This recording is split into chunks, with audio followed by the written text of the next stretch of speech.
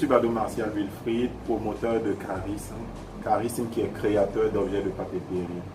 Eh bien, Charisme est une structure à caractère dimensionné comme une start-up, un peu plus avancée, et qui est créatrice d'objets de papeterie. Derrière objets de papeterie, on entend bloc-notes, agenda, livre d'or, tout ce qui tourne autour de la papeterie professionnelle. Et c'est dit que notre mission est de valoriser les savoir-faire africains à travers la transformation du pain traditionnel en objet de papeterie. Déjà, c'est vous annoncer que nous avons pour spécificité l'utilisation du pain traditionnel dans le design de tous nos objets.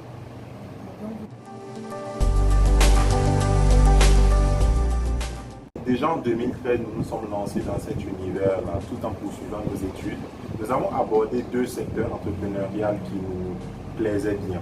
Il s'agit de l'événementiel et le graphisme, dans lesquels nous avons acquis de l'expérience, du réseau et qui nous a permis de nous lancer en 2018. Nous lancer avec un produit parce que nous avons des acquis d'imprimerie, nous avons des acquis de graphisme. Nous pouvons adapter cela en créant un objet à valeur ajoutée économique. C'est de là que nos réflexions nous ont permis de lancer en juillet 2018 les tout premiers calepins faits en pain tissé du Burkina Faso. Eh bien, Charisme, nous avons décidé ce nom-là pour traduire en fait la dimension originale, passionnelle de notre vision. Vous savez, quand on est jeune, quand on est alimenté d'une énergie positive, déterminante, il nous faut un nom à la hauteur de cette vision-là. Et c'est de là que c'est parti.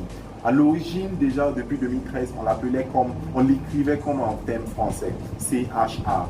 Est-ce que vous voyez? Mais au fil du temps que l'on avançait, on se disait, une équipe jeune, une vision dynamique a besoin d'un nom original. Et c'est de là que nous avons décidé de mieux retranscrire, avec un peu de style, notre façon d'écrire. Et c'est de là que nous avons écrit un K-6, risme, qui se lit tout juste charisme. Et là, ça traduit mieux la passion et l'originalité de notre structure. La première difficulté est plus une pression morale liée à l'environnement qui tend à nous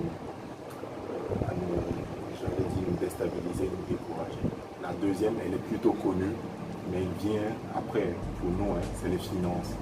Quand on voit nos résultats 2019-2018, ils sont grandissants. Donc c'est un signe déjà positif d'une croissance dans l'entreprise. Et pour alimenter cela en chiffres, nous sommes à un taux de croissance à la fin de l'exercice 2019 d'un taux de croissance de 67,4%.